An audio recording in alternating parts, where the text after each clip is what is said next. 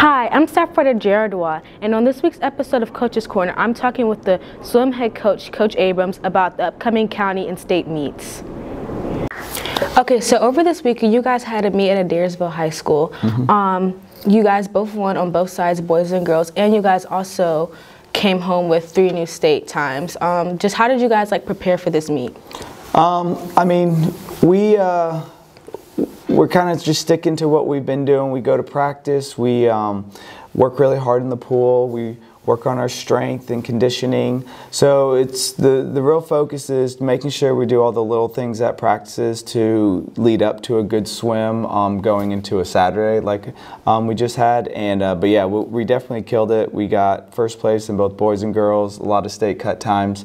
The kids just showed up and really swam well, and it was definitely fun to watch. Okay, and then if you know just off the top of your head, who are just all the state qualifiers on your team? So we have a good amount. Trying to think about boys, I know we have Brandon Roach, Carter Himes, we have Jack Lynch, and we got Elliot Dale. So those are 4 guys that have qualified individually. Then on the girls' side, we have Sophia Cochran, Emma Frank, Katie Roush, and Megan Holmes, and Chloe Tucker. So off the top of my head, so that's a good amount of individuals.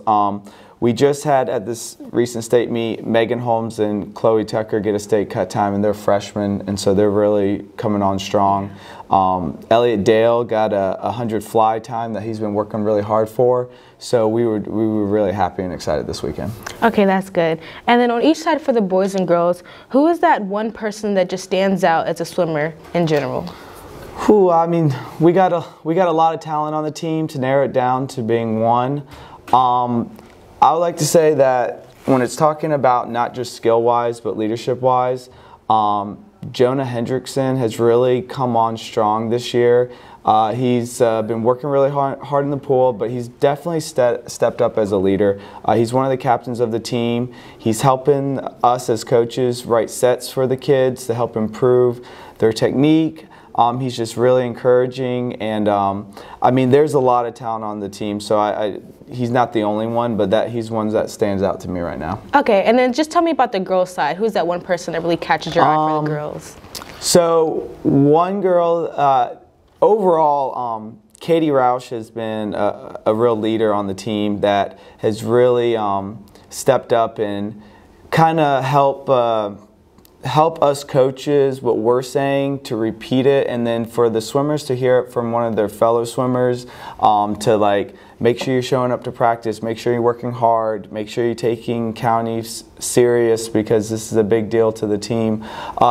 Her saying that versus just us saying it definitely speaks volumes to the kids, and they definitely look up to her. So she's definitely one on the girls' side that I've been noticing. Okay, that's good. Okay, yep. So now, Coach, we have to talk about county. Last year, you guys only won county by 1 point. What kind of pressure are you or even the team are under to keep the streak going? Yeah, it's definitely there's some pressure year after year, and me and Coach Huggins, we always talk about how once county's over with, we're automatically starting to think of county next year, and so keeping that tradition going is definitely tough and challenging. But what it is the key thing that me and Coach Huggins preach is that if we make sure we work really hard from the beginning of the season, we incrementally get better week by week, and we just focus on our strengths, we should have the confidence going in that we can win county.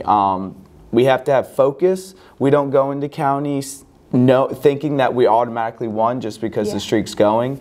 It's really making sure that the swimmers understand that yes, we have confidence going in, but you have to do all the little things to build up to it to keep that tradition going. So we are definitely, I'm always antsy during the county meet, and I'm only happy once they finally say the results, and then I can finally relax. So. Okay.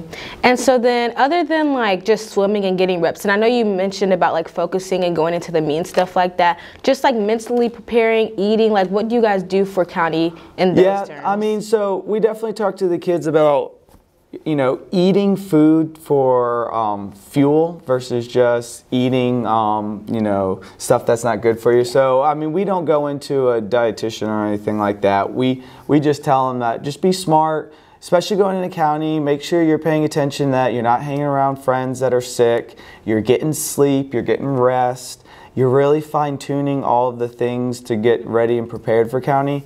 Yeah, and then just, you know, and it's really not just this week, it's throughout the year, but in order to get faster, you have to build up your endurance, and so that's just being consistently in the water over and over and not missing practice. So that, you know, us preaching to the kids, making sure we maximize every set, every exercise that we can to get better, and that's what we preach.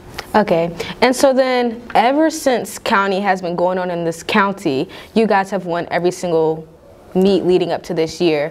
What do you think it would mean to the school if you guys came home without that county title for this year, or just like losing the streak? Losing the streak? I don't really, I think last year was the first time that me and Coach Huggins had to think about what we were going to say if we did, but yeah, it's something that me and Coach Huggins, yeah, we're worried about losing county, but it's something that we are just kind of put on the back burner. I mean, if it happens, it happens, but we're just so focused on what our strength is as a team. I try not to really let that get into my head. But I would definitely say it would be a big deal. I mean, this streak has been going on longer than these kids have been alive, and it's something that McIntosh was winning it a lot, but when we finally beat them, and that was a long time, or even before me, the streak has never left us. Like, the trophies always came back, and so that's something our swim team takes pride in, and it is a big deal. It's definitely to the upperclassmen that, and I think the school body. So. Okay, yeah. Thank you. You're welcome. Thank you for watching this week's episode of Coach's Corner. Please be sure to tune into the prowlernews.org for more news and sports updates. Also, be sure to follow us on Instagram and Twitter at SMHS Prowler for more updates.